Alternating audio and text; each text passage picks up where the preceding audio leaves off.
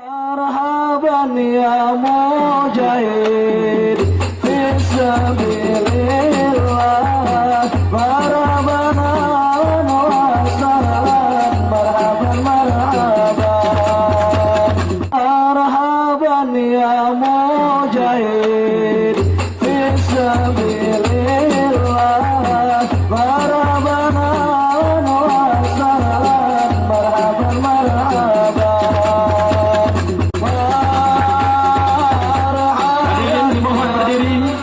Sebagai tanda penghormatan kita.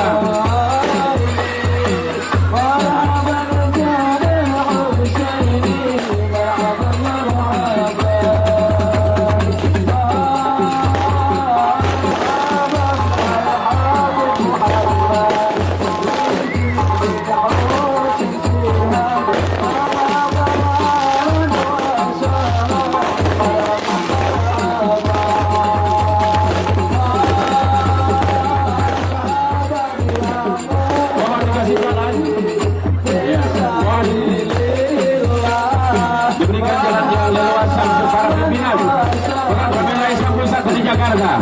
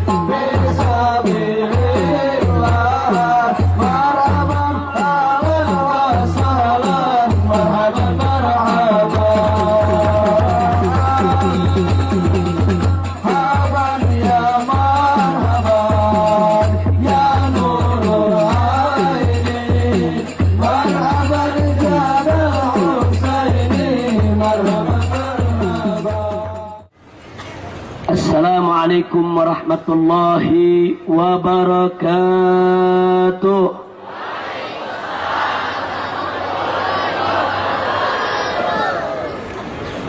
Bismillah walhamdulillah wala hawla wala quwwata illa billah. Ashhadu an la ilaha illallah wahdahu la syarika lah, wa ashhadu anna sayyidana Muhammadan abduhu wa rasuluh la nabiyya ba'dah. Allahumma salli wa sallim wa barik ala sayyidina wa habibina wa syafi'ina wa maulana nabiyyina Muhammadin wa ala alihi at-tahirin at-tayyibin wa ashabihi al-ghurril mayamin wa man tabi'ahum bi ihsanin ila yaumiddin. Ibadallah wa ya hurrasal aqidah wa ya ummatal islam, usikum jami'an wa nafsi bittaqwallah wa bita'ati rasulillahi sallallahu alaihi wasallam. Fanas'alallah subhanahu wa ta'ala an yahdiyana ila siratikil mustaqim wa yaj'alana minal muttaqin wa yudkhilana jannatahu jannatan na'im bihaqqi sayyidil mursalin walhamdulillahi rabbil alamin. Taqabbalallahu minna wa minkum fataqabbal ya karim.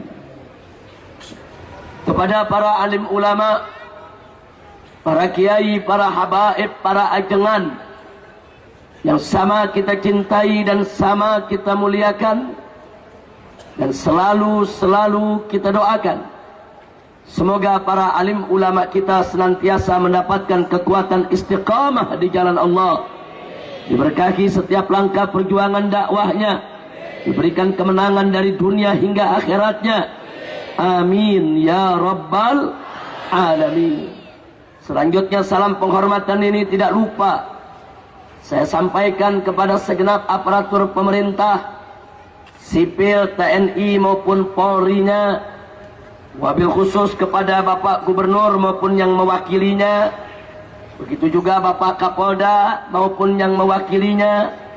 Maka kita doakan semoga segenap aparatur pemerintah kita senantiasa mendapatkan limpahan taufik dan hidayah, sehingga mereka menjadi pemimpin yang beriman dan bertakwa, yang taat kepada Allah dan Rasul-Nya, cinta kepada negeri dan rakyatnya, mendapat bimbingan Allah untuk kebahagiaan dunia hingga akhiratnya.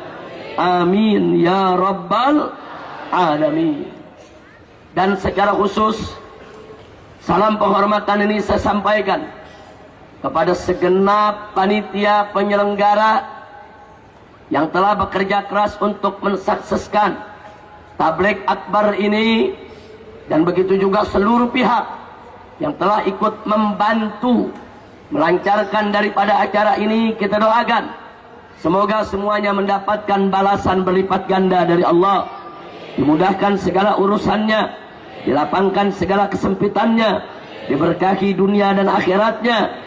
Amin ya rabbal alamin. Dan akhirnya salam penghormatan ini saya sampaikan kepada seluruh kaum bapak, kaum ibu, para pemuda, para pemudi, kaum muslimin dan muslimat, hadirin wa hadirat rahimakumullah.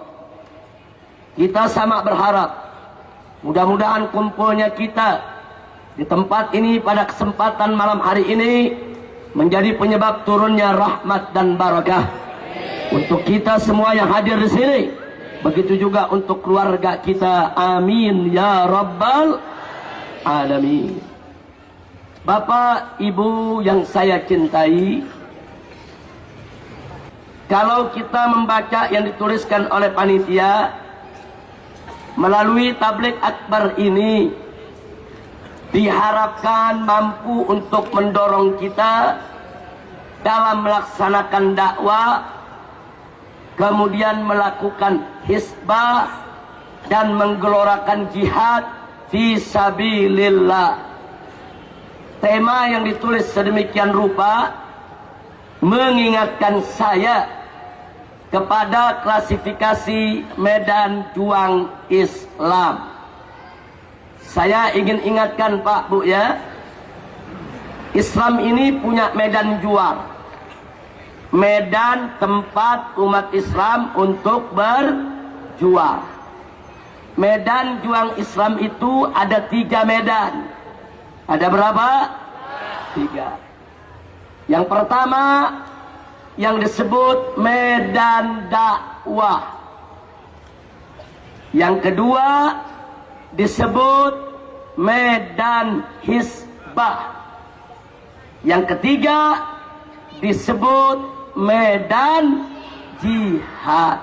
Saudara, 3 medan juang Islam ini dulu ketiga-tiganya dilakukan oleh Nabi Muhammad sallallahu alaihi wasallam. Bahkan Nabi kita tercinta Sayyiduna Muhammad sallallahu alaihi wasallam merupakan suri tauladan yang terbaik di dalam ketiga medan, saudara. Beliau adalah uswatun hasanah dalam medan dakwah. Beliau juga uswatun hasanah dalam medan hisbah, dan beliau juga uswatun hasanah di dalam medan jihad.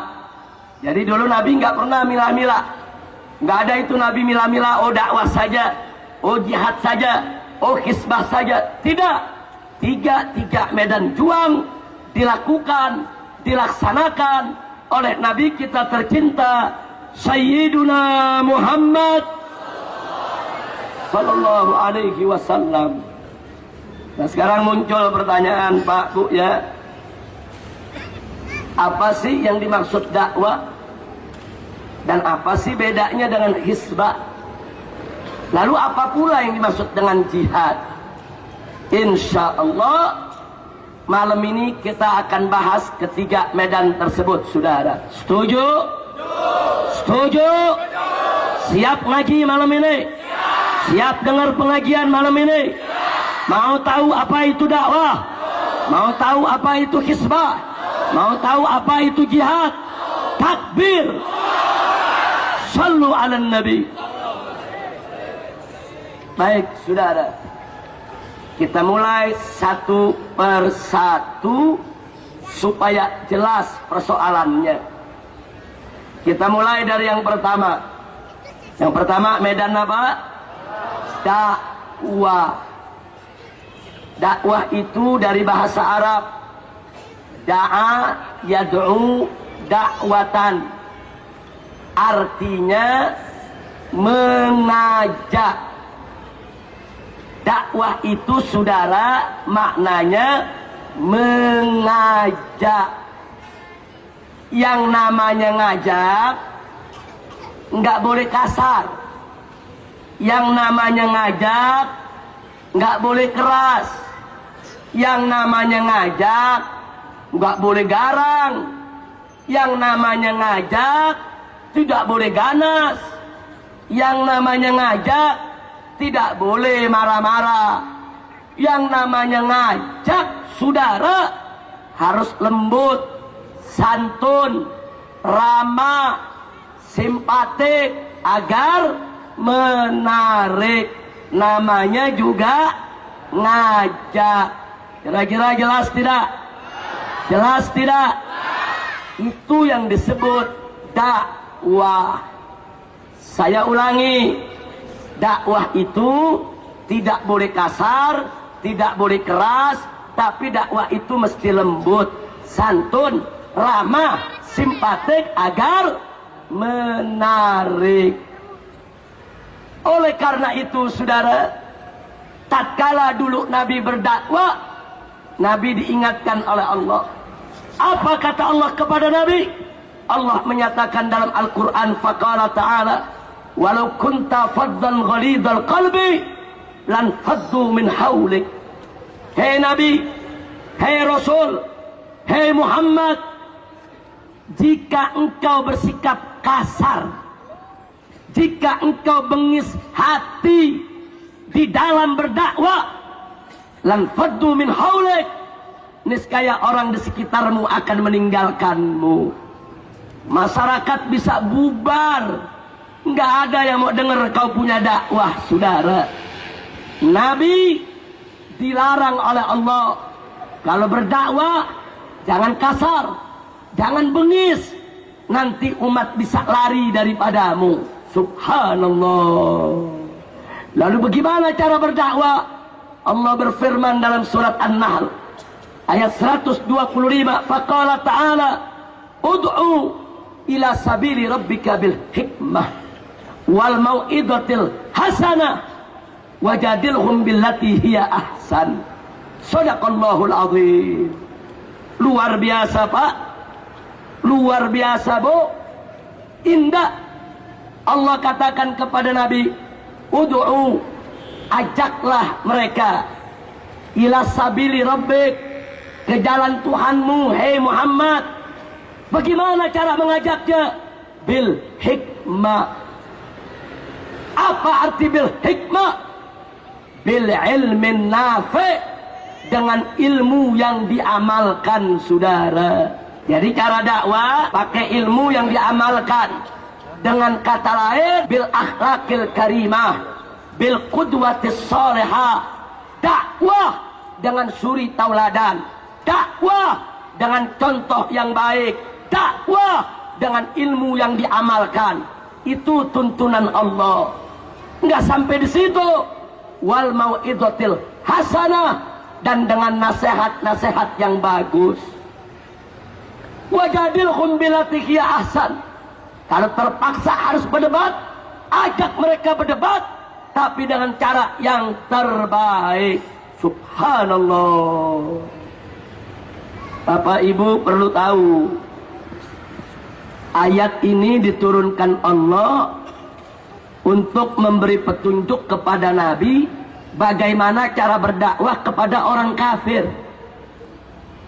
Bagaimana cara berdakwah kepada orang kafir supaya mereka memasuk Islam. Caranya, ajak mereka ke jalan Tuhanmu bil hikmah, dengan akhlak yang bagus, dengan suri tauladan yang bagus, dengan ilmu yang diamalkan, wal mau'izatil hasanah, dengan nasihat-nasihat yang bagus, wajadilhum billati hiya ahsan. Kalau terpaksa berdebat, ajak itu orang kafir berdebat, tapi dengan cara yang terbaik. Inilah yang disebut dakwah. Saya mau tanya kepada segenap umat Islam, tolong dijawab. Kalau kepada orang kafir saja kita disuruh berdebat dengan cara yang terbaik, lalu kira-kira kalau diskusi dengan sesama muslim bagaimana, saudara? Wajib tidak lembut? Wajib tidak santun? Wajib tidak dengan cara yang terbaik? Takbir! Diskusi dengan orang kafir wajib dengan cara yang terbaik. Bagaimana diskusi sesama umat Islam? Diskusi sesama umat Islam harus lebih baik lagi, saudara. Kadang-kadang enggak. Diskusi sama umat Islam belum diskusi udah ngafir-ngafirin, saudara. Betul? Betul? Kacau tidak? Berarti dia tidak ikut dakwahnya Nabi. Kira-kira sampai di sini jelas tidak? Nah, sekarang mari kita lihat dakwahnya Nabi, saudara. Bagaimana dulu dakwah Nabi? Beliau dakwah dengan suri tauladan. Beliau dakwah dengan akhlakul karimah. Sebelum beliau suruh orang berbuat baik, beliau sudah lebih dulu berbuat baik. Sebelum beliau larang orang untuk jangan berdusta, saudara, beliau sudah tunjukkan terlebih dahulu seumur hidupnya tidak berdusta. Jadi Nabi alaihi salatu wassalam di dalam berdakwah, sebelum nyuruh orang, beliau sudah lakukan terlebih dahulu, saudara. Sallu ala Nabi. Maka itu saya tanya, dakwah Nabi bagus tidak? Sempurna tidak? Indah tidak? Oleh karena itu, saudara, berapa banyak orang-orang kafir yang masuk Islam karena terpesona dengan akhlak Nabi. Berapa banyak orang kafir yang masuk Islam karena tertarik dengan akhlak Nabi, saudara. Inilah dakwah Nabi. Nggak sampai di situ. Nabi kalau lagi ngajak sahabat-sahabatnya, saudara, untuk beramal soleh, kemudian Nabi cerita soal sorga, maka para sahabat dibuat mabuk kepayang, ingin buru-buru masuk sorga, saudara. Dan Nabi kalau lagi mengingatkan para sahabatnya tentang neraka jahanam, berapa banyak sahabat yang mendengar kata neraka gemeter, takut, nangis, bahkan ada yang pingsan dibuatnya, saudara. Itulah dakwah Nabi kita Sayyiduna Muhammad sallallahu alaihi wasallam. Jadi kesimpulannya saya mau tanya, dakwah Nabi, saudara, lembut tidak? Santun tidak? Ramah tidak? Bagus tidak? Apakah Nabi dakwahnya kasar? Apakah dakwah Nabi ganas? Apakah dakwah Nabi bengis? Apakah dakwah Nabi keras? Takbir! Alhamdulillah. Sampai di sini jelas tidak? Bu,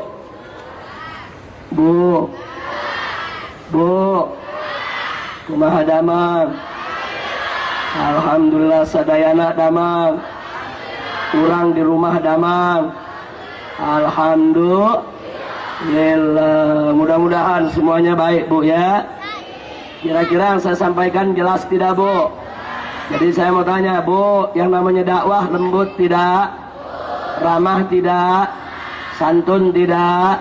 Apa boleh kasar? Apa boleh keras? Apa boleh marah-marah? Apa boleh dakwah nyekek-nyekek? Nggak boleh. Namanya juga ada. Ya, laskar, mana laskar? Nah, saya mau tanya laskar, yang namanya dakwah boleh kasar gak? Boleh keras gak? Boleh ganas gak? Apa boleh dakwah mukul-mukul orang? Alhamdulillah. Berarti semua paham. Dakwah wajib lembut, santun, ramah, saudara, dengan suri tauladan. Kenapa? Agar simpatik dan menarik. Insya Allah. Kira-kira sampai di sini jelas tidak? Paham tidak?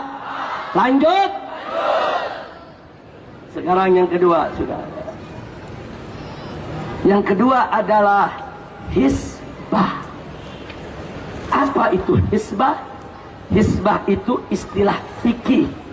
Maksudnya amar ma'ruf nahi munkar.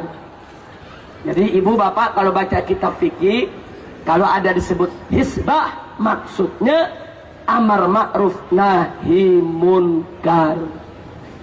Al-amru bil ma'ruf wan nahyu anil munkar, itulah yang dimaksud dengan hisbah. Ada dua tuh, ada amar ma'ruf, ada nahi munkar. Kita mulai dari yang pertama, amar ma'ruf.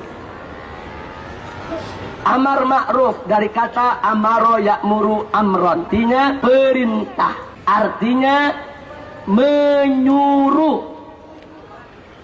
Saudara, yang namanya perintah, nyuruh, itu nggak boleh lembek, saudara. Yang namanya perintah, nyuruh, harus tegas, saudara. Kalau gubernur kasih perintah kepada bupati, perintahnya tidak tegas, bupati tidak akan tunduk, saudara. Ada jenderal nyiapin pasukan, siap gerak, tegas tidak? Tegas tidak? Kenapa?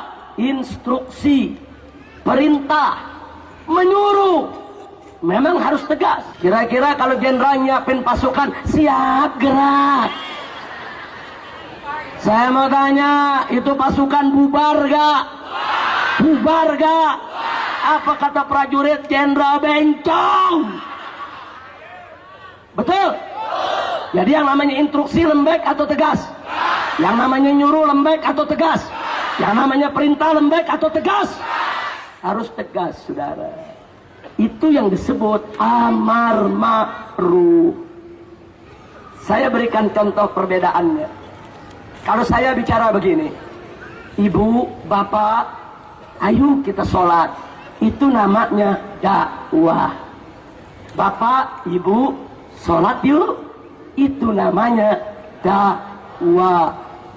Tapi kalau saya katakan, ibu, bapak, wajib Anda mendirikan sholat, jangan coba-coba tinggalkan sholat, tegakkan sholat 5 waktu, itu namanya amar ma'ruf. Bisa lihat bedanya? Tahu bedanya? Tahu bedanya? Jadi kalau ibu, bu,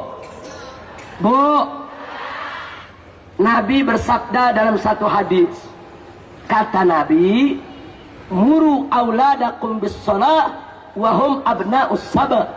Suruh anakmu menegakkan salat tatkala usia mereka sudah 7 tahun. Suruh.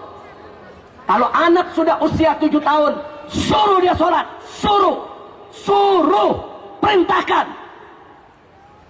Pertanyaannya, kalau belum 7 tahun, mafhumnya, kalau belum 7 tahun jangan disuruh, tapi diajak. Anak masih umur 4 tahun, 3 tahun, 5 tahun, nak, sholat yuk. Nak, mau masuk surga gak? Ayo sholat.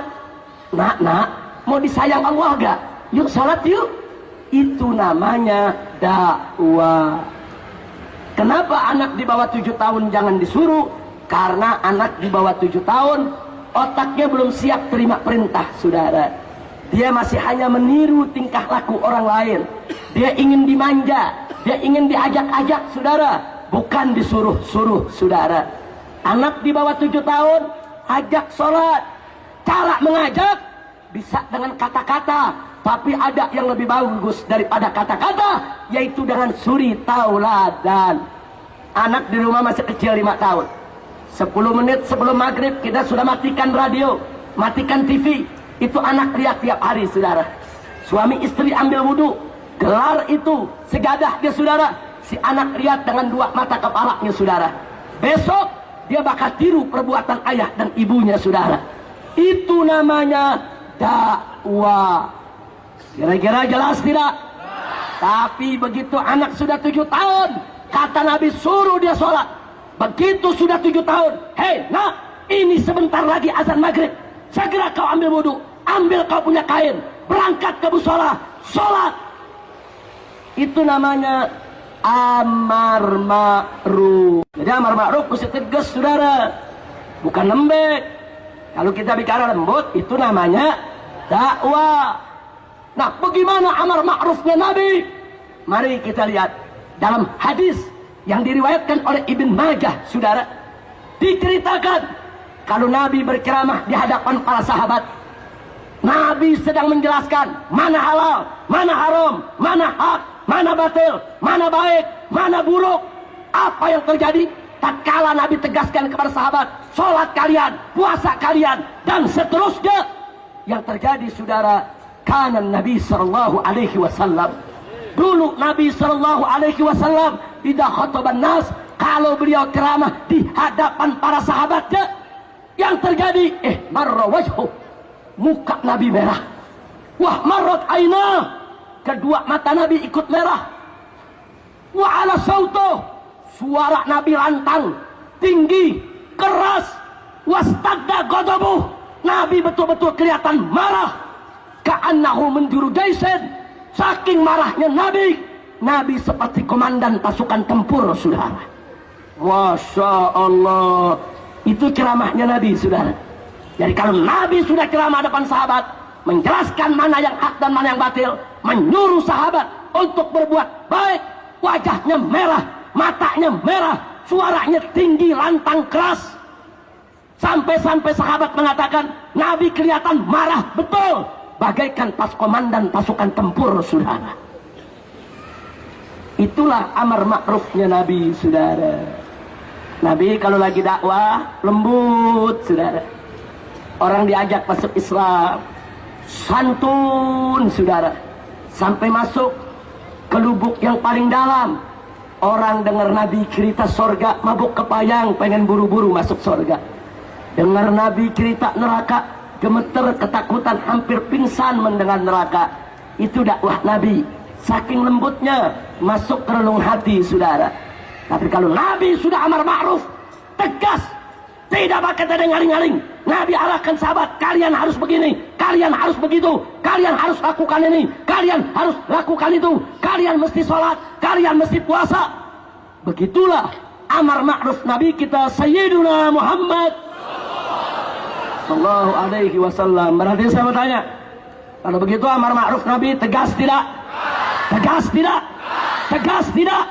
Takbir. Kalau amar ma'rufnya Nabi tegas, apalagi nahi munkar, saudara. Nahi munkar adalah mencegah kemunkaran. Cara mencegah kemunkaran Nabi jauh lebih tegas lagi, saudara. Cukup satu saja saya jadikan bukti dan dalil. Dengarkan baik-baik, Pak, Bu. Suatu hari datang rombongan orang dari dusun minta izin kepada Nabi untuk membangun masjid, saudara. Terus disindir oleh Nabi, kenapa kalian mau bangun masjid? Kan di kampung Kuba sudah ada masjid dulu kita bangun. Karena dusun ini dekat dengan dusun Kuba, saudara.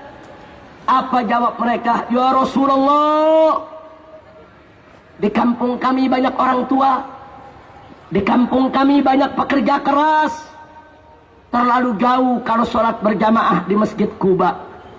Tapi kalau di dusun kami ada masjid, insya Allah warga dusun kami akan sholat berjamaah di masjid tersebut. Kemudian Nabi minta komitmen, baik, kalau begitu keinginan kalian tapi janji ya, itu masjid digunakan dengan baik. Apa jawab mereka? Mereka bersumpah, wallahi, demi Allah, In aradna illal husna. Kami tidak punya keinginan apa-apa daripada pembangunan masjid ini kecuali hanya kebaikan saja. Nabi percaya, Nabi izinkan mereka bangun masjid, saudara. Singkat cerita, begitu masjid sudah jadi, mereka datang lagi ke Nabi. Apa mereka bilang? Ya Rasulullah, qad banainal masjid. Wahai Rasulullah, kami sudah bangun masjid yang baru. Warga dusun kami berharap Anda sudi datang untuk sholat di masjid baru kami, walaupun hanya 1 kali. Lalu apa jawab Nabi?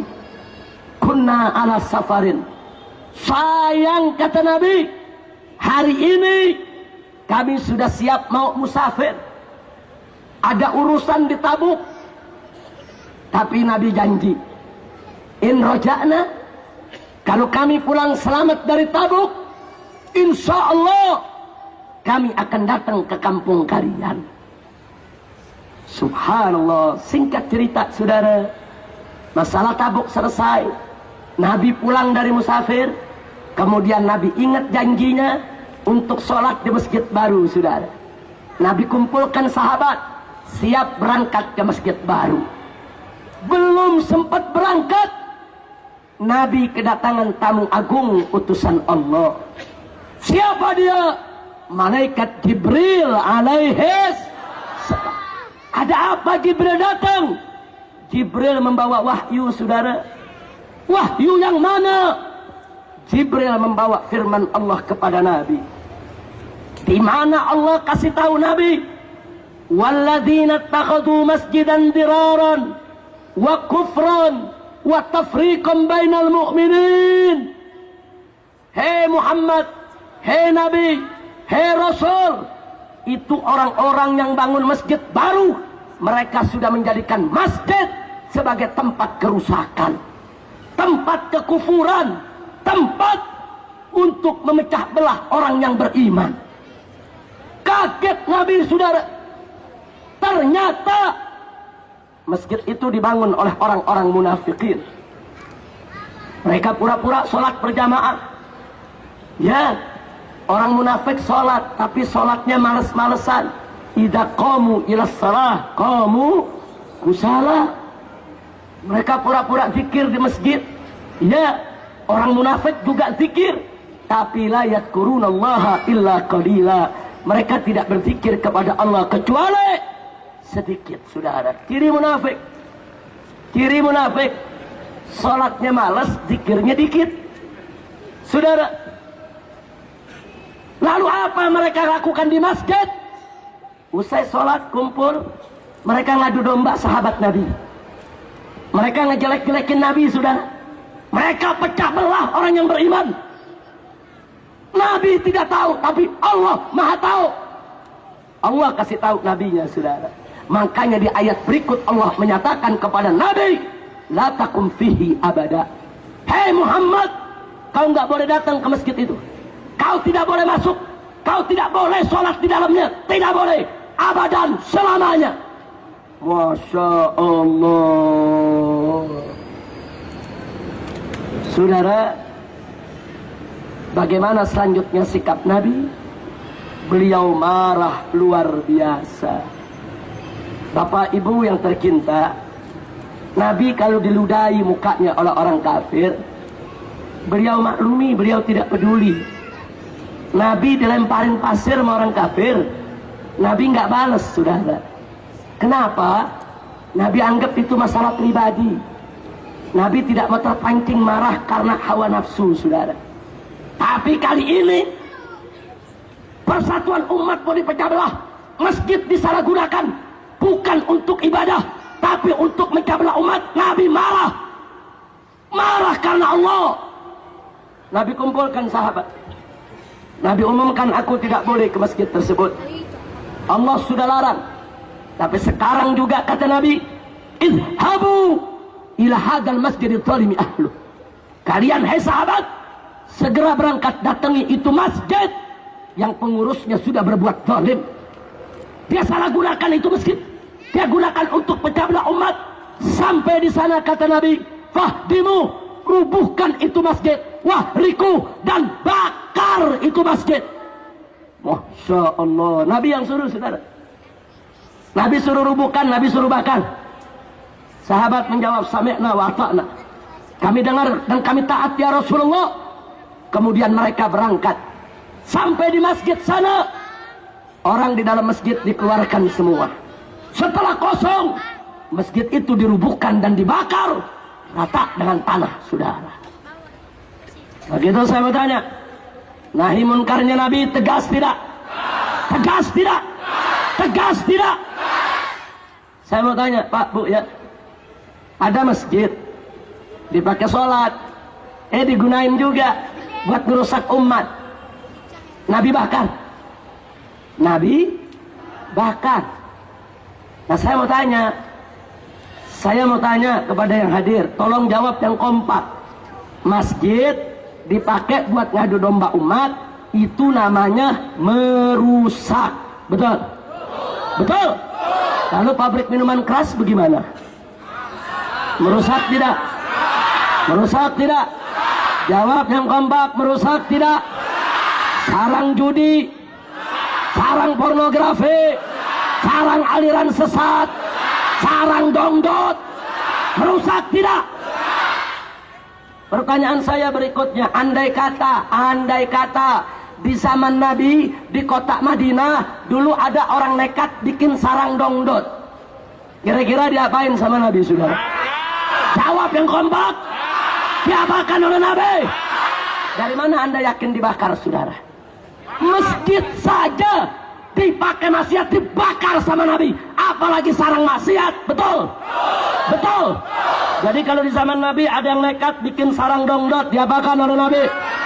Kalau ada yang nekat bikin sarang judi, diapakan oleh Nabi? Kalau ada yang nekat bikin sarang minuman keras, diapakan oleh Nabi? Kalau ada yang nekat bikin sarang aliran sesat, diapakan oleh Nabi? Takbir! Masya Allah. Kira-kira yang saya sampaikan jelas tidak? Jelas tidak? Nah sekarang saya mau tanya, Bu, Pak, tempat maksiat sama Nabi diapakan? Diapakan? Nabi sebagai seorang Rasul dan sebagai seorang kepala negara, Nabi bakar tempat maksiat, saudara. Mestinya kepala negara-negara Islam, termasuk kepala negara Indonesia yang mengaku beragama Islam, dia mesti contoh Nabi dong, saudara. Betul? Tempat-tempat maksiat wajib ditutup oleh presiden. Betul?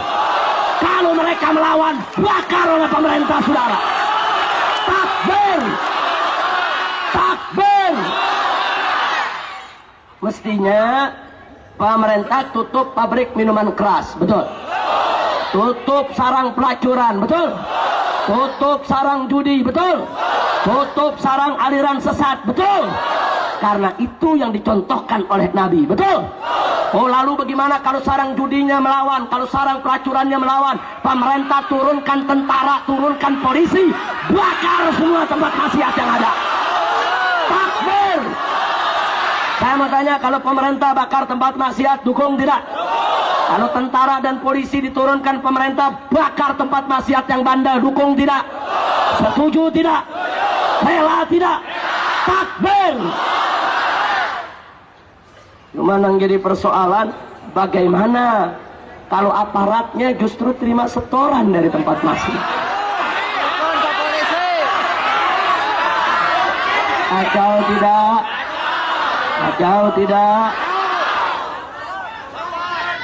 Kalau tiru Nabi, saudara lihat, Nabi suruh sahabat berangkat, bakar tempat maksiat, dibakar gak?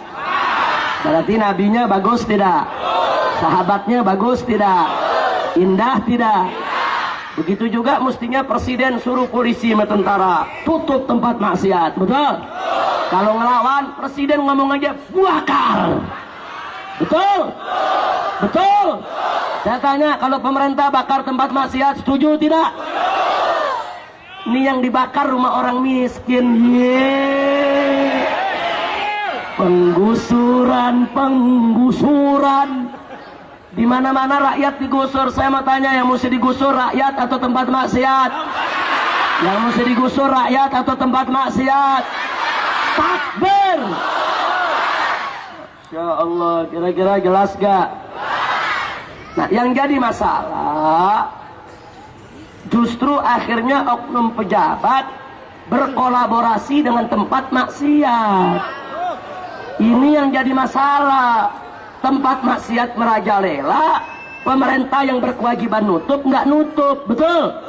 Nah sekarang tinggal masyarakat, cuman punya dua pilihan, jadi penonton atau melawan, itu aja, betul? Ada yang jadi penonton, dia tonton orang pada jadi dongdot. Ada juga masyarakat yang melawan, betul? Front Pembela Islam memilih untuk melawan. Kami tidak mau jadi penonton, saudara. Takbir, takbir. Jadi ada pemerintah nanya, Habib Rizik, bagaimana caranya supaya FPI tidak bakar tempat maksiat? Gampang, SBY yang bakar. Betul? Kalau SBY bakar, FPI nggak perlu bakar, betul? Gampang, suruh tentara yang bakar. Gampang, suruh polisi bakar. Setuju?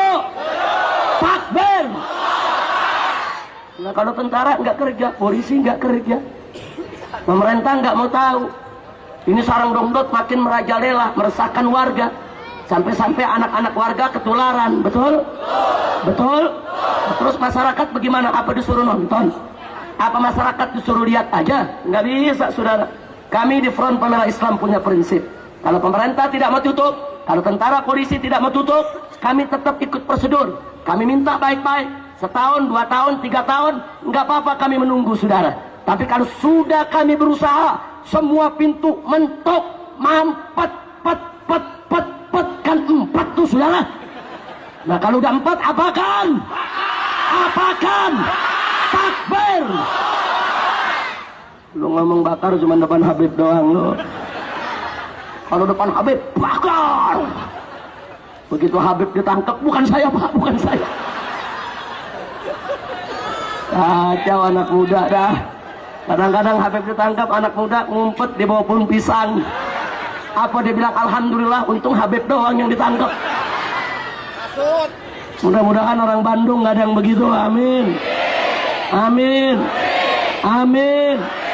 Jadi saya mau tanya, kalau pemerintah tutup semua tempat maksiat, dukung tidak? Bela tidak? Cinta tidak? Sayang tidak? Kalau tentara dan polisi lawan maksiat, dukung tidak? Bela tidak? Takbir. Sama itu saya selalu mengamanatkan, khususnya kepada aktivis FPI, jangan sekali-kali menyerang tempat maksiat, apalagi membakarnya tanpa ikut prosedur. Maka itu Bu, Pak, kami di FPI sebelum Hizbah, yang kami utamakan adalah dakwah. Kami wajib dakwah dulu. Kami dakwah kepada pemerintah, kami dakwah kepada yang punya tempat maksiat, kami dakwah kepada masyarakat, kami nasihati mereka pelan-pelan supaya mereka sadar mereka tidak maksiat lagi. Itu upaya kami. Wajib dimulai dengan dakwah yang lembut dulu, saudara. Nggak boleh tiba-tiba main serang, tiba-tiba main bakar, tiba-tiba main hancurkan. Tidak boleh.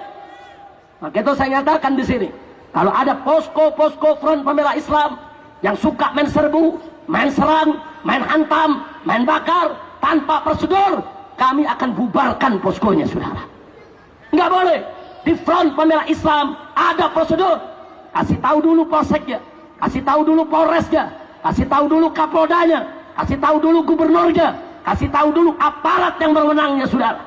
Kalau sudah dikasih tahu, mereka tidak peduli. Sekali kasih tahu tidak peduli, 2 kali kasih tahu tidak peduli, 3 kali kasih tahu tidak peduli, maka lakukan demonstrasi damai dulu, saudara.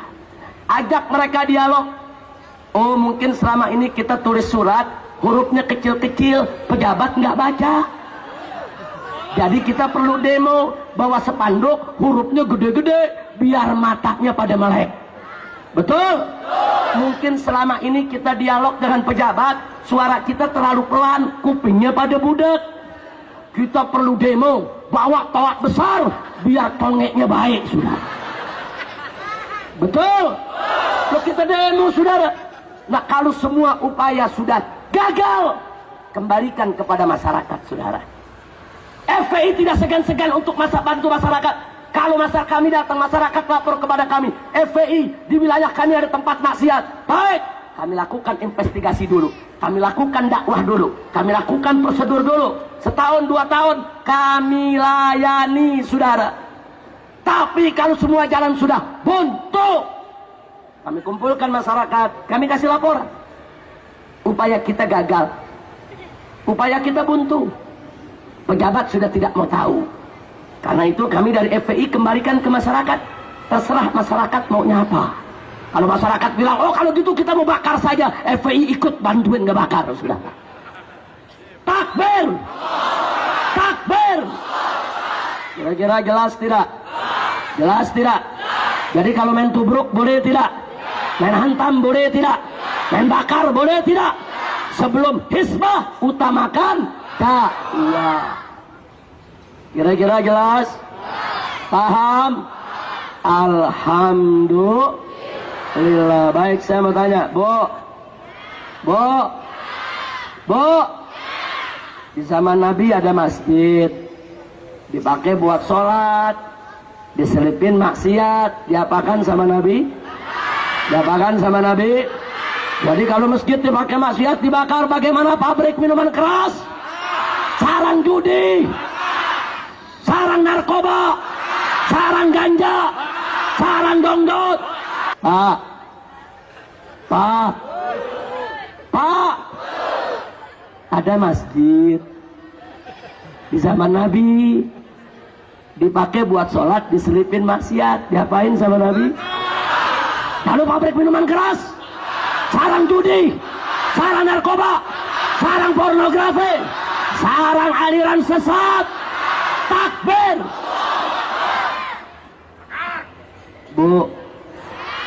Bu, di zaman Nabi ada masjid, dipakai buat sholat, diselipin maksiat, diapakan sama Nabi? Saya mau tanya semua, kalau masjid aja diselipin maksiat, dibakar sama Nabi, bagaimana pabrik minuman keras, sarang narkoba, sarang ganja, sarang pornografi, sarang pelacuran, sarang dongdot, sarang aliran sesat? Takbir! Jelas gak? Paham? Bu, di zaman Nabi ada masjid, dipakai buat sholat, diselipin maksiat, diapain Bu? Diapain Bu? Saya mau tanya semua, bagaimana pabrik minuman keras, sarang judi, sarang narkoba, sarang aliran sesat, sarang dongdot, sarang jablay, sarang homo, sarang lesbi? Takbir! Alhamdulillah. Lu jangan mentang-mentang bakar-bakar keluar dari sini toto membakar air. Oh, saya bubar mau ditangkap sama polisi. Habib Rizik, Anda ceramah di alun-alun kota Bandung sudah menjadi provokator. Wah. Saya tanya, provokator yang mana? Yaitu Habib teriak bakar-bakar. Kan begitu? Tunggu dulu Pak. Panggil panitia. Lihat rekamannya. Rekam kan? Yang ngomong bakar siapa? Saya atau ibu? Ayo saya tanya, siapa yang ngomong bakar? Ibu. Tangkep ibunya. Ayo yang ngomong bakar, saya atau bapak? Bakar bapak, tangkep bapaknya, betul? Ada saya ngomong bakar? Di zaman Nabi ada masjid, dipakai buat diselipin. Kalau masjid lagi dibakar, bagaimana pabrik minuman keras? Bakar! Bagaimana sarang judi? Lu rekan yang teriak bakar. Betul? Betul? Polisi pusing. Lihat rekamannya, betul Habib nggak teriak bakar. Ya kalau saya nggak teriak bakar, saya nggak provokatif dong, betul? Akhirnya siapa yang ditangkap sama polisi? Ibu-ibu. Ibu-ibu ditangkap oleh polisi, tapi jangan takut bu, ya. Ibu begitu ditangkap oleh polisi ditanya, apa betul ibu teriak bakar? Betul.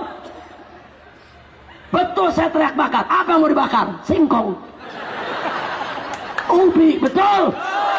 Ibu kan nggak teriak bakar hotel, enggak kan? Bakar rumah, enggak kan? Teriaknya gimana bah? Bakar, bakar, begitu doang. Emang ada pasal dalam KUHP teriak bakar 20 tahun? Nggak ada. Betul?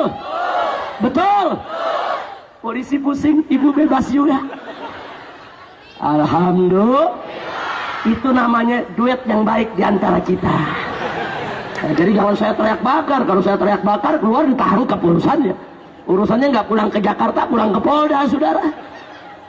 Masya Allah, kira-kira jelas tidak? Jelas tidak? Saya tidak nyuruh anda bakar, cuman ngasih dalil. Kalau dalil ngebakar tuh ada, begitu doang, saudara. Bukan biasanya umat Islam kan kalau punya dalil makin semangat, betul? Nah, tapi terus terang, yang kita inginkan bukan masyarakat yang ngebakar, bukan FPI yang mengebakar, betul? Kita pengen pemerintah yang tutup. Karena itu kewajiban pemerintah sebagai pemimpin, betul? Setuju pemerintah tutup sarang maksiat? Setuju pemerintah tutup sarang pelacuran? Pemerintah tutup sarang judi?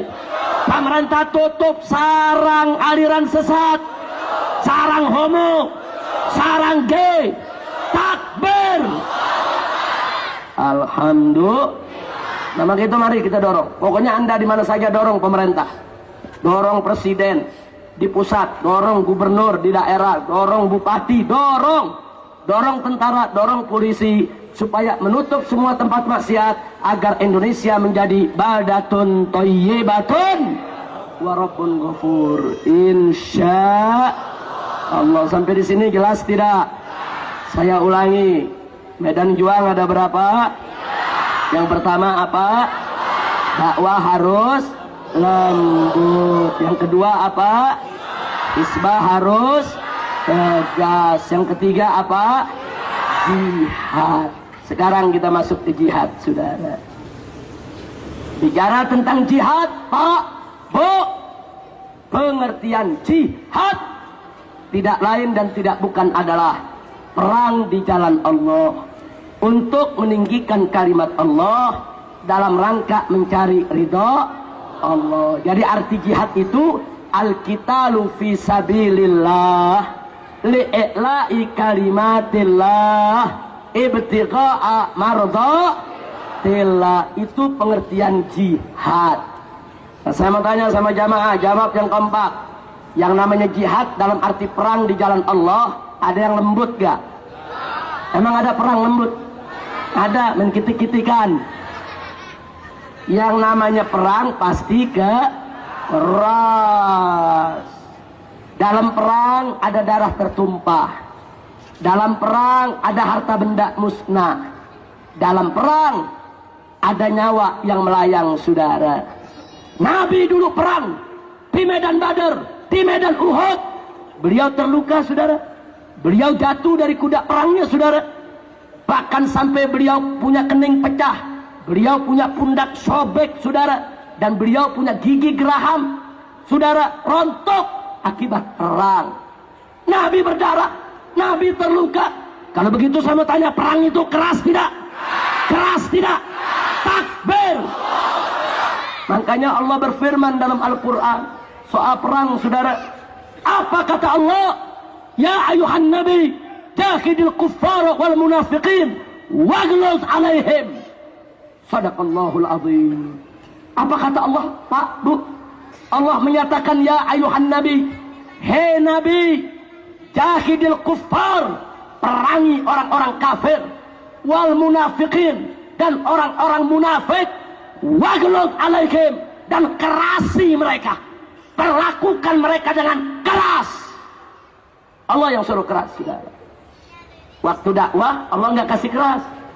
Walau kunta faddan ghalidhal qalb dan faddu min hawlik. Enggak dikasih kalau dakwah keras, saudara. Tapi kalau perang, Allah yang suruh. Kerasi itu orang kafir, kerasi itu orang munafik, kerasi itu musuh-musuh Islam, kerasi mereka. Ini perintah Allah, saudara. Nah, maka itu kita jangan rancu. Jangan kita bicara jihad, dakwah. Kalau jihad pakai ayat dakwah, jihad jadi salah semua. Kalau kita bicara dakwah, ada dalilnya. Bicara jihad, ada dalilnya. Ada orang lagi jihad nih, lagi mau main tembak-tembakan sama musuh. Musuh udah mengarahkan senapan ke jidat kita, saudara. Kita juga lagi mengarahkan senapan ke jidat dia. Tinggal adu cepat siapa yang nembak, betul?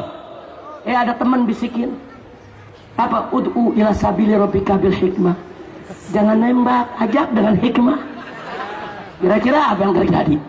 Jidat kita bolong duluan, saudara. Betul? Ayat tadi ayat dakwah, bukan ayat jihad, saudara.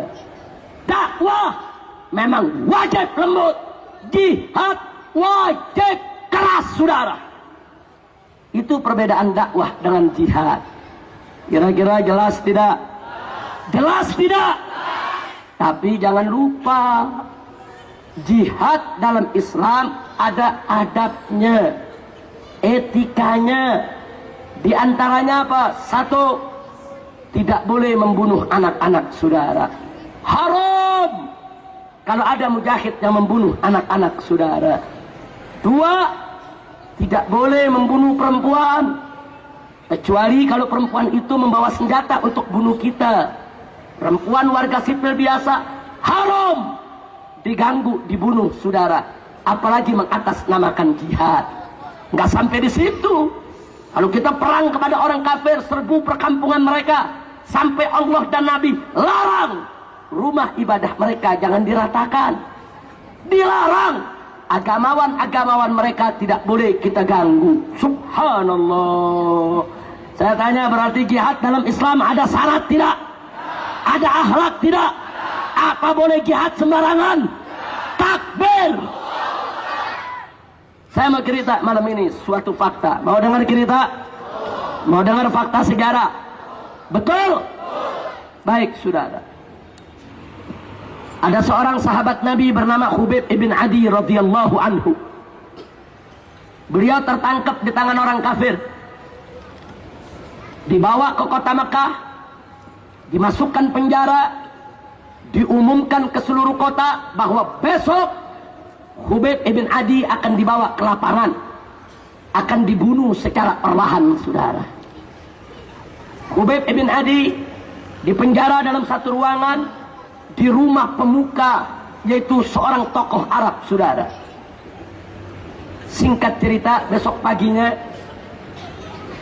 ini pimpinan tokoh Arab yang ingin mengeksekusi, menghukum mati Khubayb, masuk ke dalam ruang tahanan bertanya kepada Khubayb, "Ya Khubayb, sebelum kau dieksekusi, apa kau punya permintaan terakhir?" Apa kata Khubayb? "Sudah lama aku tidak mandi, aku tidak membersihkan diri, aku tidak potong kuku-kukuku yang sudah panjang. Kalau kalian izinkan, aku ingin menghadap Tuhanku dalam keadaan bersih. Aku minta air, aku minta handuknya, dan aku minta pisau cukurnya." Itu aja yang diminta Khubayb. Dikabulkan, saudara. Yang punya rumah ambil air di bak besar, ambil handuk, ambil pisau cukur. Khubayb dalam tahanan dirantai, dibelenggu. Mulailah Khubayb potong kukunya, rapihkan, saudara, kumisnya. Dia bersihkan dia punya diri, dia lap dengan lap handuk tadi badannya, sudah dia bersihkan. Nah, begitu beliau sudah bersih, hanya tinggal beberapa kuku dirapikan, tiba-tiba pintu tahanan terbuka. Masuk seorang anak kecil, saudara, sekitar umur 4 tahun. Anak siapa? Anak tokoh yang akan hukum mati Khubayb, saudara. Ini anak begitu masuk, dipanggil oleh Khubayb, Khubeb senyum, dipanggil itu anak. Begitu anak itu mendekat, dipangku oleh Khubeb. Diajak bercanda saudara anak tersebut, diajak ngobrol oleh Khubeb. Tidak lama kemudian, yang punya rumah engah sadar kemana anak mereka. Sang ibu cari kemana anaknya. Begitu dilihat pintu tahanan terbuka, begitu diintip anaknya dipangku oleh Khubeb, perempuan seisi rumah histeris, menjerit ketakutan, panik seisi rumah, sampai si tokoh pun saudara ikut panik. Kenapa?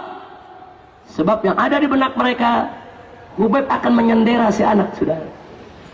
Ada pisau di tangan Khubeb, ada anak yang mau hukum mati Khubeb di pangkuannya.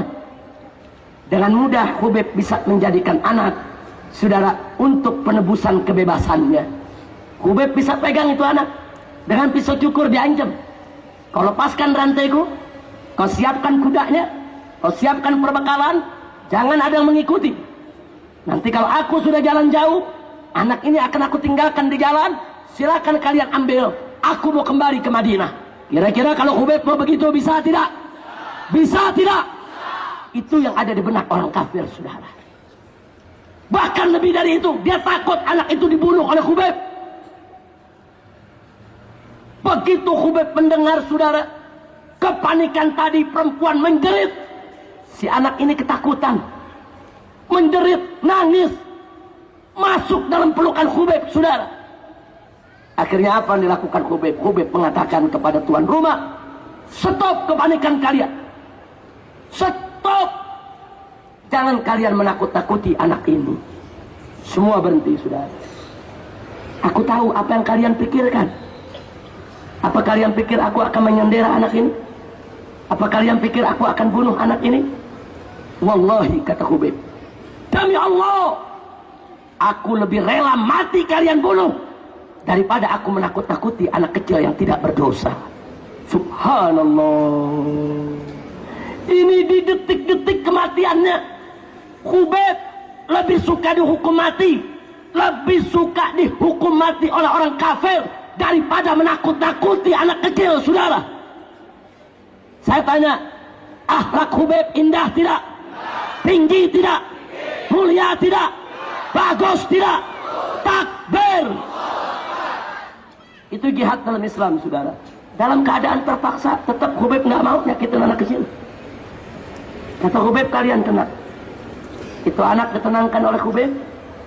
Setelah usai dari tangisnya, hilang rasa takutnya, Khubeb mengatakan kepada si anak, nak, kembalilah ke ibumu. Kau dicari oleh ibumu. Itu anak kembali ke pangkuan ibunya saudara. Nah, kemudian beberapa jam kemudian, Khubeb diseret oleh tuan rumah ke tengah lapangan.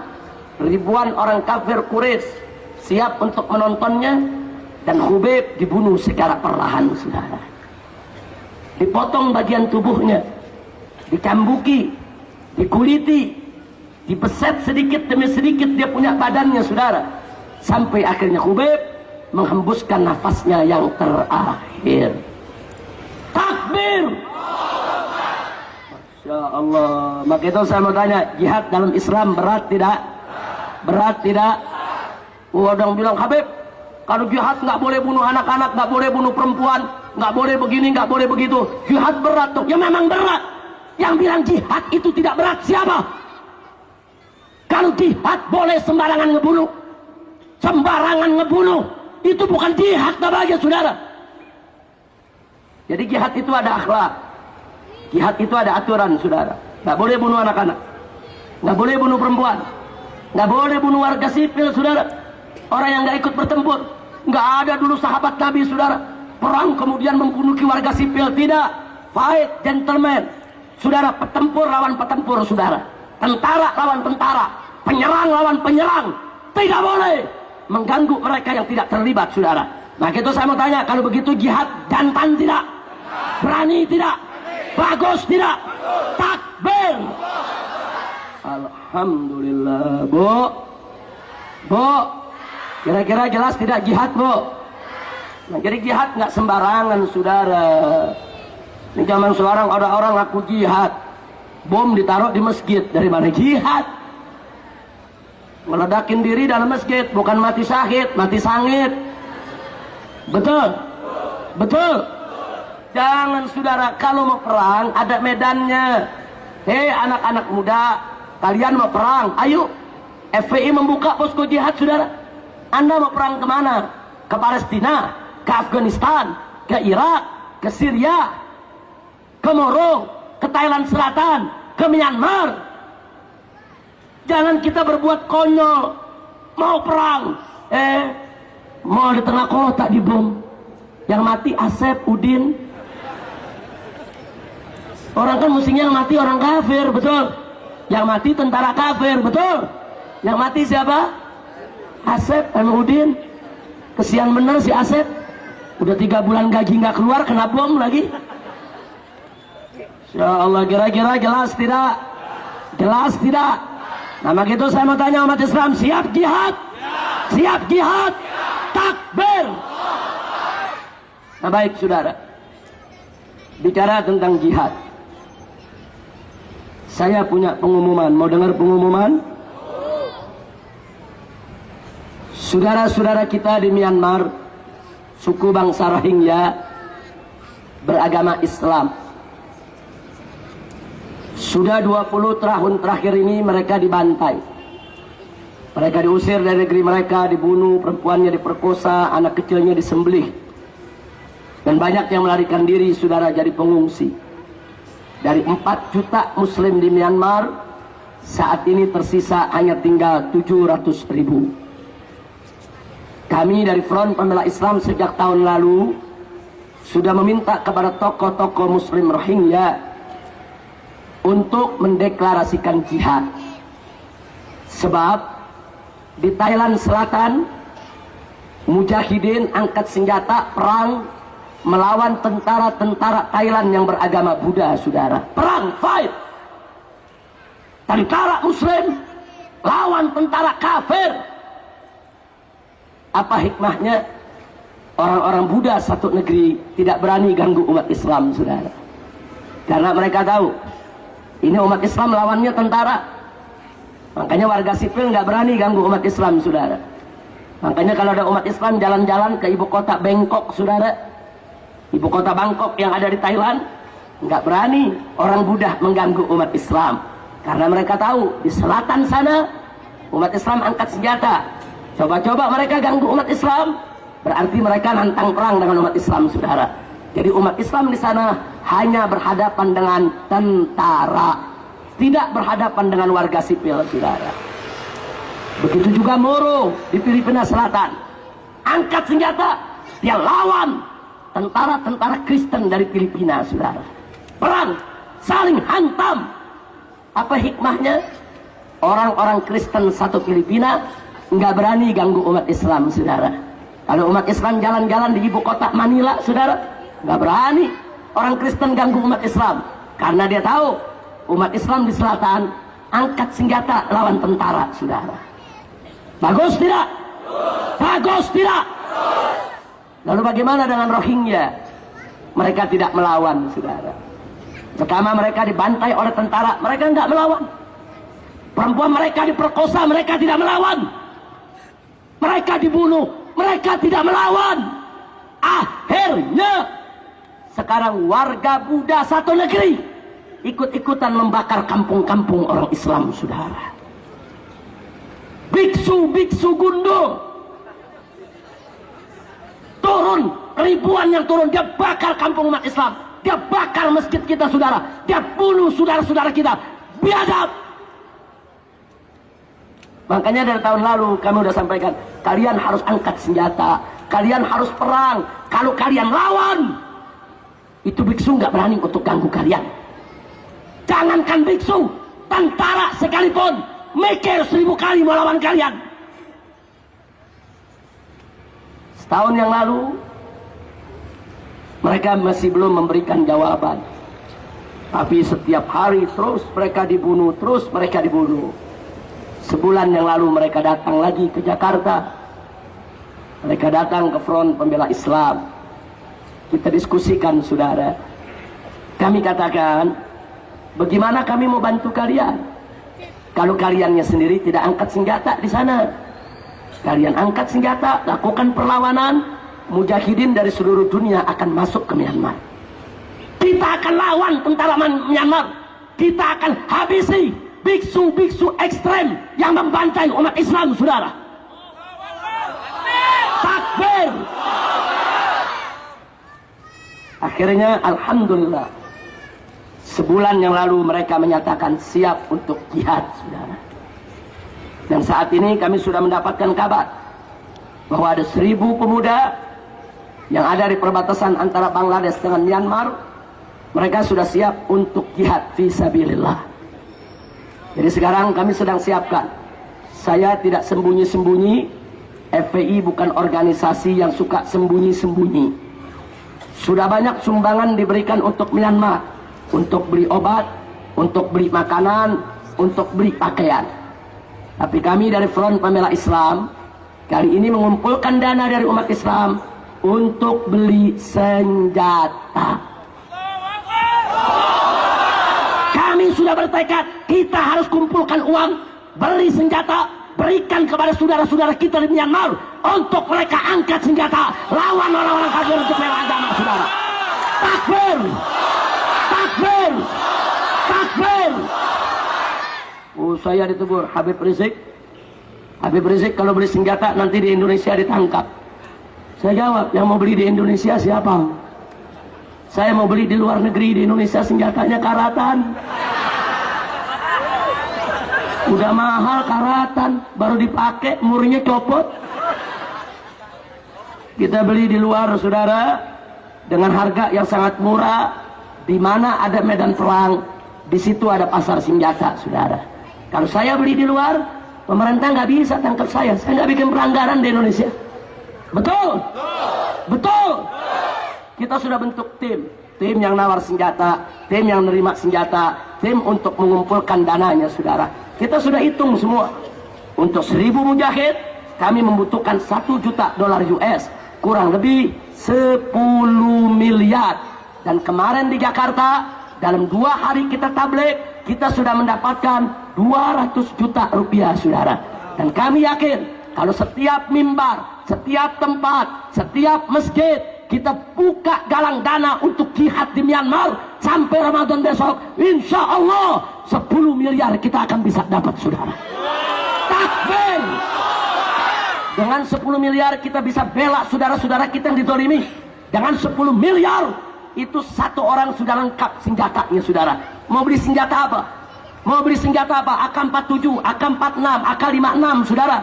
Mau M16, mau Uzi, mau apa yang kita beli, saudara? Lengkap. Krasnikov buatan Rusia, lengkap. Granatnya, pelontarnya, bomnya, saudara, semua bisa kita beli untuk hancurkan kafir-kafir yang ada di Myanmar sana, saudara.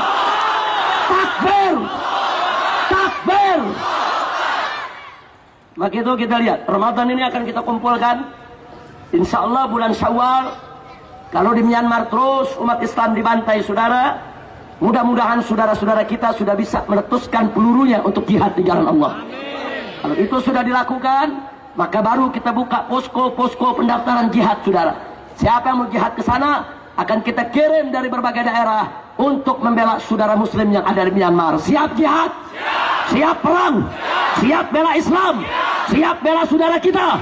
Takbir! Takbir! Takbir!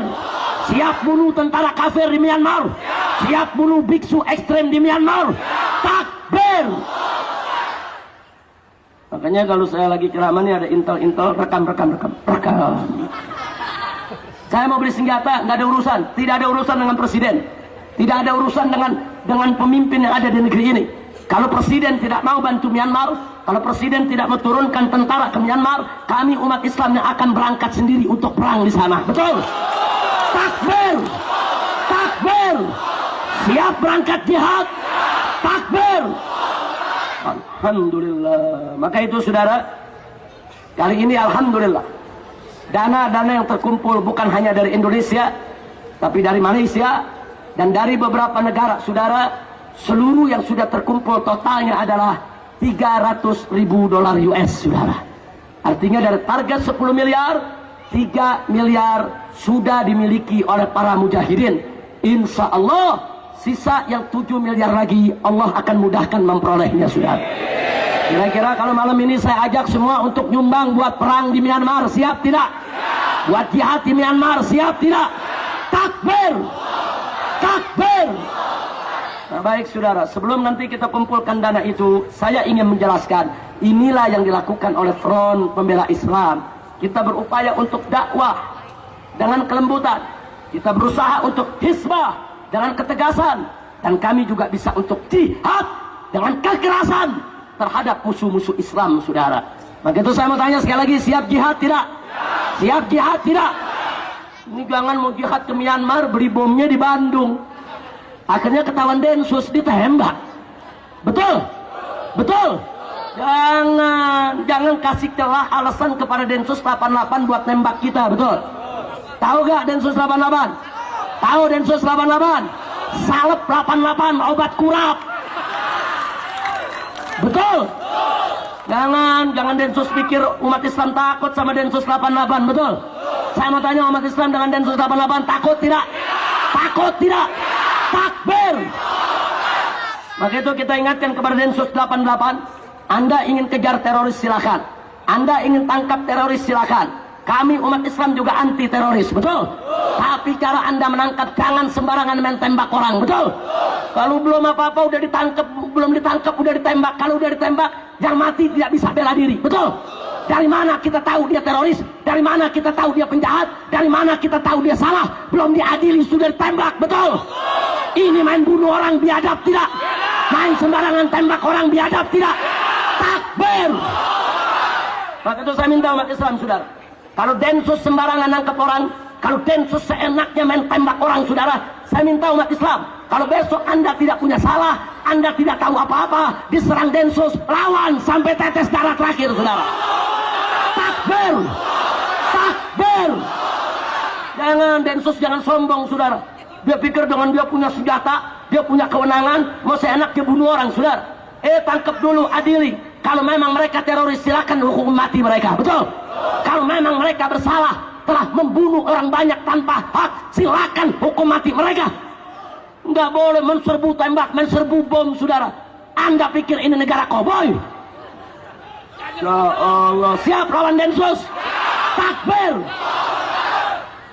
Saya sudah sampaikan kepada Bapak Kapolri, kalau Densus 88 bekerja sesuai undang-undang, sesuai aturan, betul-betul perang lawan teroris, saya siap dukung Densus 88, saudara.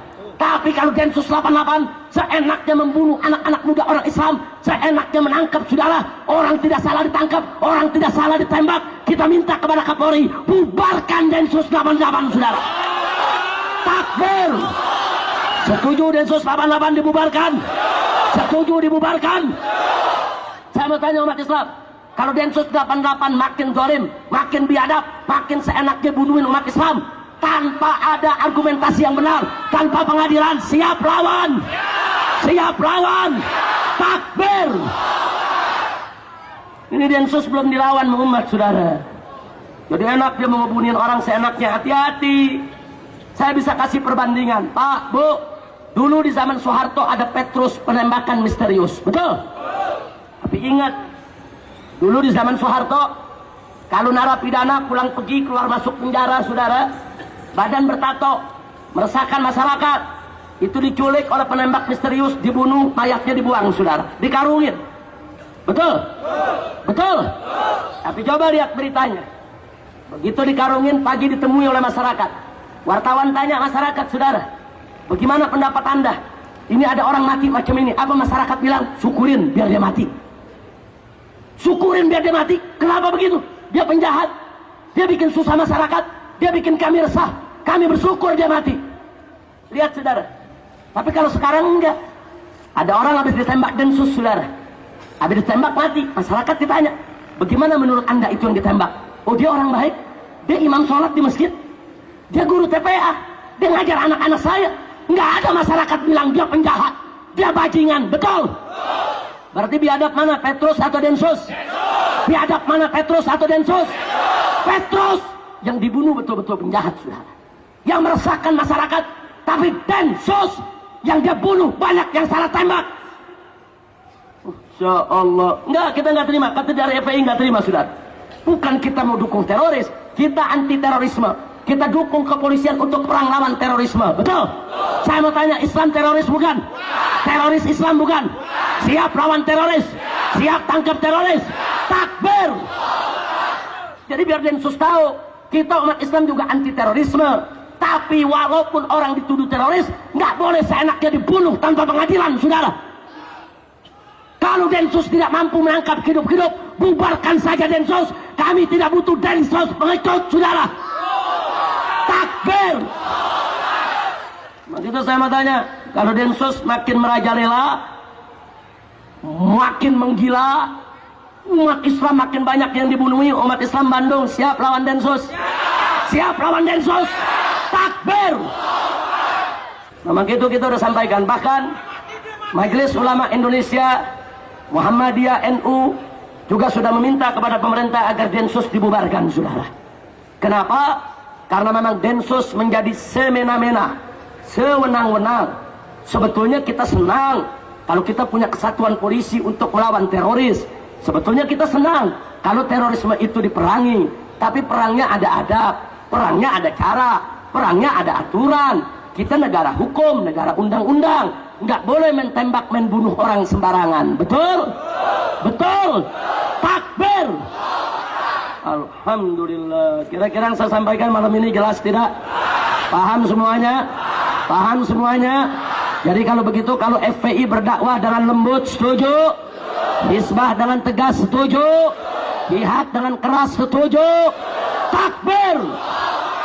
Alhamdulillah. Nah, sebagai penutup, saudara, saya ingin ingatkan semua bahwa berita-berita di televisi banyak memojokkan perjuangan FPI. Betul? Saat FPI turun ke Aceh mengevakuasi 100.000 mayat, apa ada di TV? Saat FPI turun ke Jawa Barat terjadi gempa sampai bikin sumber-sumber air di sepanjang Ciamis Tasik, saudara, ada masuk TV? Saat terjadi gunung meletus di Yogyakarta, FPI turun ke sana bantu warga membersihkan rumah, musola, kantor, jalanan dari debu-debu Merapi, saudara. Membantu para pengungsi, ada masuk TV? Saat terjadi gempa longsor yang begitu hebat di Padang, saudara, banyak anak-anak sekolah kehilangan gedung sekolahnya. FPI turun bangun sekolah-sekolah darurat agar mereka bisa mengikuti ujian dan bisa mengikuti kenaikan kelas, saudara. Ada masuk TV? Tidak ada. Saat FPI berdakwah, saudara, berdakwah dengan lembut, berdakwah dengan tenang, dialog, diskusi, ada masuk TV? Tidak ada, saudara. Giliran FPI mecahin botol minuman keras satu masuk TV, saudara. Diputar diulang-ulang, betul? Saat FPI grebek tempat judi dihancurin, disetel di TV, betul? Disetel diulang-ulang, betul? Saat liberal bela Ahmadiyah kumpul di Monas dikemplang sama Laskar, masuk TV, saudara. Tiap hari diputar sampai hari ini, betul? Kalau begitu saya mau tanya, TV adil tidak? Adil tidak? Adil tidak? Takbir! Tapi kami nggak pernah khawatir dengan berita televisi. Alhamdulillah, makin FPI dihina, makin FPI difitnah, cabangnya makin banyak, saudara. Makin dihina, makin difitnah, di mana-mana minta FPI dibentuk di kampungnya, saudara. Makin dihina, makin difitnah, ternyata tetap gerakan FPI makin hari makin diterima oleh umat. Betul? Takbir! Sama gitu saya ingatkan kepada semua umat Islam, siap berjuang? Percaya pada televisi? Hati-hati dengan media, saudara. Betul? Betul? Takbir! Alhamdulillah. Lanjut. Saudara, saya punya informasi penting sebelum saya tutup acara ini. Setuju? Tadi sudah saya sampaikan informasi pertama tentang Myanmar. Sekarang informasi kedua. Saya sangat prihatin dan menyesalkan pada tanggal 5 Mei terjadi kembali bentrok antara umat Islam dengan Ahmadiyah di Tenjo Waringin. Itu kecamatan Selawu yang ada di Tasik. Sudah dengar beritanya? Sudah dengar beritanya? Saya mau informasikan Pak Bu ya. Sudah 3 tahun. Sudah 3 tahun berjalan. Front Pembela Islam Tasik bekerja sama dengan ormas-ormas lainnya di Tasik membangun Masjid Al-Aqsa di Kampung Ahmadiyah di Tenjok Waringin, saudara. Sengaja kita bangun. Ahmadiyahnya di sana satu kampung 4.000 lebih. Begitu kita bangun, saudara, kita mulai berdakwah 3 tahun yang lalu. Alhamdulillah, sampai hari ini saudara, lebih dari 700 warga Ahmadiyah masuk Islam. Alhamdulillah. Bahkan hari ini ada 15 orang lagi dari warga Ahmadiyah di Tenjok Waringin menyatakan diri masuk Islam. Artinya apa? Tidak betul kalau FPI dan ormas Islam di Tasik selama ini sengaja mau nyerang Ahmadiyah, sengaja mau bunuh Ahmadiyah, sengaja mau bakar kampung Ahmadiyah. Bohong! Kalau kami mau bakar, kalau kami mau bunuh, 3 tahun ini kami nggak dakwah, saudara. Jadi selama 3 tahun berdakwah, 700 warga Ahmadiyah masuk Islam. Bagus tidak? Bagus tidak? Bagus tidak? Nah, dari 700 tadi, sebagian diancam oleh Ahmadiyah dari pusat, saudara, melalui tangan-tangannya di Tenjok Waringin. Kalau mereka keluar dari Ahmadiyah, tetap memasuk Islam, mereka mau dibunuh. Itulah peran laskar-laskar FPI di Tasik yang menjaga dan melindungi mereka, memelihara mereka, jangan sampai mereka dibunuh, saudara. Bagus tidak? Bagus tidak? Nah, ternyata pusat Ahmadiyah di Jakarta ketakutan karena 3 tahun sudah 700 orang masuk Islam. Dakwah itu terus berlanjut dan kami optimis, insya Allah 4.000 lebih, hampir 5.000 Ahmadiyah di Tenjok Waringin. Kalau dakwah ini berjalan, insya Allah ke depan semuanya akan masuk Islam lagi, saudara. Amin ya Rabbal Alamin. Makanya yang dari Jakarta nggak suka. Jadi mereka bikin, saudara, hal-hal yang provokatif. Mereka bikin jalsa salanah di Tenjok Waringin. Nggak ada angin, nggak ada hujan. Jalsa salanah itu ibarat munas, saudara, musyawarah nasional. Ini Tenjok Waringin sedang kita bina, Tenjok Waringin sedang kita dakwahkan. Atau mereka kirim orang-orang dari Jakarta bikin jalsa salanah. Polisi sudah larang, polisi sudah kasih tahu nggak boleh. Karena ada SK Gubernur Jawa Barat, Ahmadiyah tidak boleh bikin kegiatan di Jawa Barat. Betul? Berarti Gubernur bagus tidak? Bagus tidak? Kapolda dan Polresnya sudah memperingatkan Ahmadiyah untuk tidak bikin kegiatan. Bagus tidak? Bagus tidak? Takbir! Gubernurnya sudah bagus, Kapoldanya sudah bagus, Kapolresnya sudah bagus, tapi memang Ahmadiyahnya yang bandel, saudara. Sudah dilarang, tetap dia buat. Ini yang memancing kemarahan umat Islam. Akhirnya ada kelompok-kelompok umat Islam di sekitar Tenjok Waringin tidak terima, saudara. Akhirnya terjadilah peristiwa tanggal 5 Mei, di mana pagi dini hari umat Islam menyerbu perkampungan Ahmadiyah dan banyak rumah yang dirusak, saudara. Saya tidak setuju perusakan. Saya tidak setuju kekerasan tadi. Kenapa? Karena kami FPI sedang dakwah. Kami mau Islamkan mereka, bukan mau bunuh mereka, saudara. Tapi nggak bisa juga disalahin umat Islam yang marah, karena Ahmadiyahnya yang bandel, selalu melanggar aturan. Betul? Takbir! Nah, maka itu, saudara, kalau mau cari siapa yang salah presiden. Kenapa saya katakan yang salah presiden? Karena presiden sampai hari ini tidak mau membuat kepres pembubaran Ahmadiyah. Betul? Kita masih berpegang kepada SKB 3 menteri. Betul? Kelemahan SKB 3 menteri, tidak ada sanksi. Saya mau tanya, Ahmadiyah dilarang tapi nggak ada sanksi, kira-kira aturannya jalan nggak? Jalan nggak? Makanya polisi Jawa Barat bingung, ini Ahmadiyah ngelanggar SKB, tapi mau nangkepnya bagaimana? Karena dalam SKB nggak ada sanksi, saudara. Sementara umat Islam nyerang rumah Ahmadiyah, mecahin kaca ada pasalnya, ada sanksinya. Akhirnya mecahin kaca ditangkap karena ada pasal, ada sanksi. Ahmadiyah yang melanggar tidak ditangkap karena aturan menteri, tidak ada sanksi. Saudara, SKB macam ini sudah dilanggar puluhan kali oleh Ahmadiyah, bahkan ratusan kali. Menurut amanat undang-undang, kalau SKB sudah dilanggar, maka SKB mesti ditingkatkan menjadi keputusan presiden. Mestinya SBY sudah mengeluarkan kepres bubarkan Ahmadiyah. Betul? Betul? Bu, di Banten ada gubernur perempuan. Walau perempuan nyalinya macan. Dia bikin SK Ahmadiyah dilarang di seluruh Banten. Bagus tidak? Bagus tidak? Gubernur perempuan berani, presiden laki nggak berani. Ayo saya mau tanya lah, perempuan berani, laki nggak berani, apa namanya? Apa namanya? Apa namanya? Bu, hati-hati sama bencong. Zaman sekarang banyak anak muda siang namanya Tono, malam jadi Tini. Ada gak? Ada gak? Siang Toto, malam jadi Titi.